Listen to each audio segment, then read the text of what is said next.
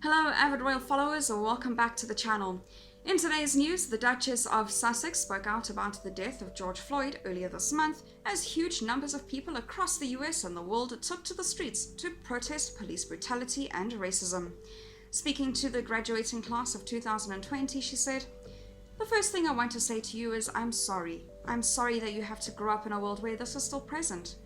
However, this is not the first time Meghan has spoken about Black Lives Matter protests. She wrote an essay for Elle magazine in 2015 reflecting on her experience as a biracial woman of the Ferguson protests in 2014, which were triggered by the death of Michael Brown at the hands of the police.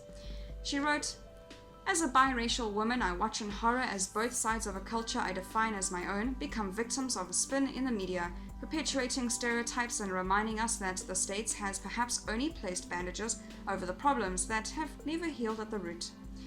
The then actress added that she made the decision to identify independently as the abyss of misunderstanding. Meghan also recalled her experience of growing up mixed race and how it has impacted her career. She said, "Being biracial paints a blurred line that is equal parts staggering and illuminating."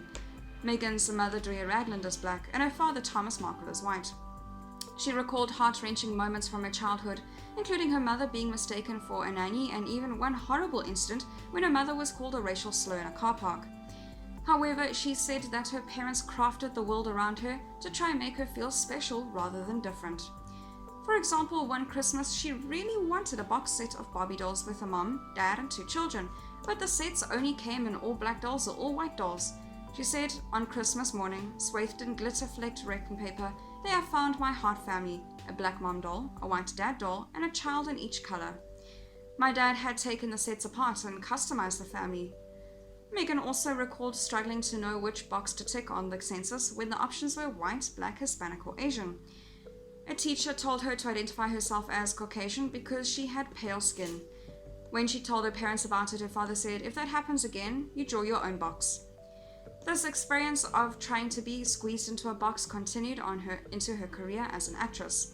She said, "It's either ironic or a puros that in the world of not fitting in and of harboring my emotions so tightly under my ethnically nondescript and not so thick skin that I would decide to become an actress.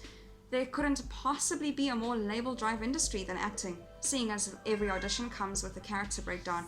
Beautiful, sassy, Latin 20s, African-American, urban, pretty, early 30s, Caucasian, blonde, modern girl next door. Every role had a label, every casting is for something specific. But perhaps it is through this craft that I found my voice." While the character breakdowns so often specify race, even when completely unnecessary, Meghan worked out that she was often pegged as ethnically ambiguous, which meant she could audition for virtually any role. She could morph into a Latina girl when she dressed in red and African American when she wore mustard yellow.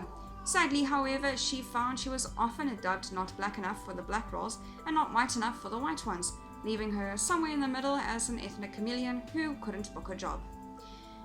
She praised Suits for taking a new angle and not specifying race when casting for Rachel Zane. She said, "They're simply looking for Rachel. In making a choice like that, the Suits producers helped shift the way pop culture defines beauty." That is all for today's news. Thank you very much for watching. I'll see you next video.